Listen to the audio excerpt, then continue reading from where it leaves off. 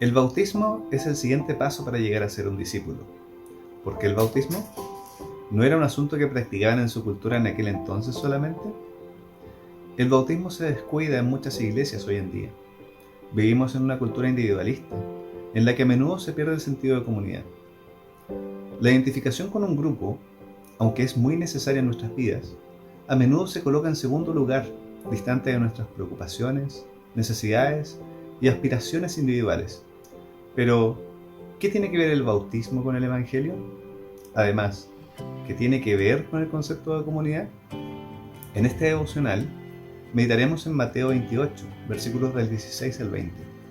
Este es uno de los pasajes comúnmente llamado la Gran Comisión, puesto que Jesús ordenó a sus discípulos que fueran e hicieran más discípulos.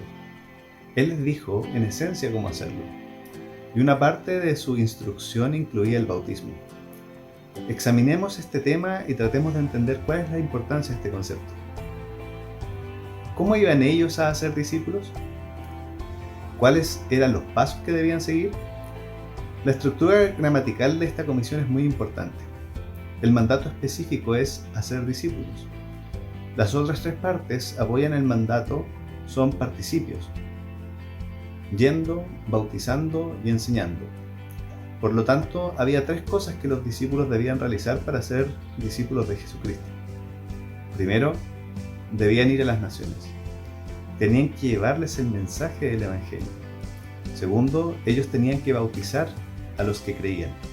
Y tercero, tenían que enseñar a los nuevos conversos todo lo que Jesús les había enseñado.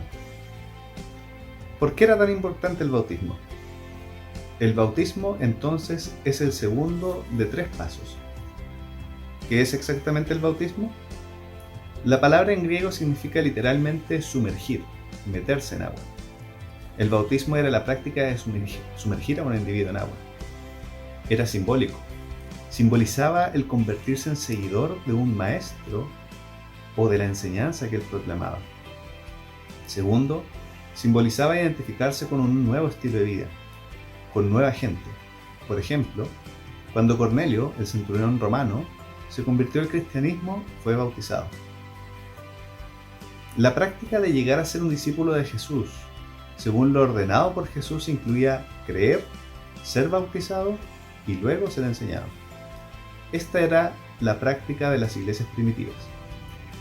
El eunuco etíope, en Hechos 8, del versículo 34 al 40, la casa de Cornelio, en Hechos 10, versículos del 44 al 48, y la casa del carcelero de Filipos, en Hechos 16, de los versículos 31 al 34, son ejemplos clave.